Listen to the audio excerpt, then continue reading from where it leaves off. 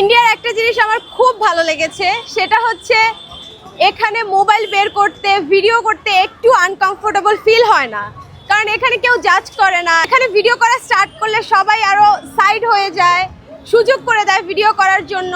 তো এই জিনিসটা খুব ভালো লাগে।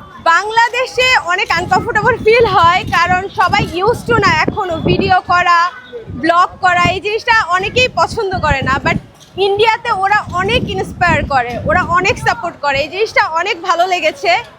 অ্যান্ড বাংলাদেশে এই জিনিসটা ইউজ টু হতে আরও টাইম লাগবে, বাট আই উইশ সবাই ভিডিওটাকে একটু নর্মালভাবে নেক। বাংলাদেশে লাইক মোবাইল বের করলেই, ভিডিও স্টার্ট করলেই সবাই বলে টিকটক টিকটক, মানে ভিডিও করা মানেই সবাই মনে করে টিকটক।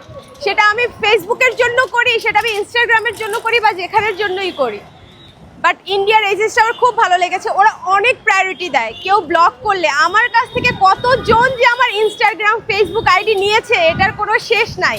একদম স্ট্রিটের যে দোকানগুলো, ওরা জানে আমাকে দিয়ে কোনো বেনিফিট হবে না, আমি বাংলাদেশ থেকে এসেছি, তারপরও ওরা এত সাপোর্ট করে, এত হেল্প করে, দোকান গুছিয়ে দেয়, কাস্টমার আসলে তাকে সাইড করে দেয় ভিডিও করার জন্য, অ্যান্ড আমার আইডি নেয়, জানে আমি বাংলাদেশ থেকে এসেছি তারপরও।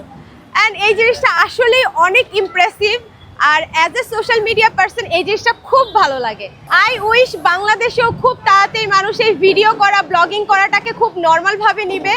অ্যান্ড এই যে এত মানুষের মধ্যে, এত ভিড়ের মধ্যে আমি মোবাইল বের করে ভিডিও করছি, কেউ জাজ করছে না, সবাই সাইড হয়ে চলে যাচ্ছে, আমার একটু আনকমফোর্টেবল ফিল হচ্ছে না। সবাই অনেক সাপোর্ট করে অ্যান্ড ভিডিও করার জন্য অনেক হেল্প করে।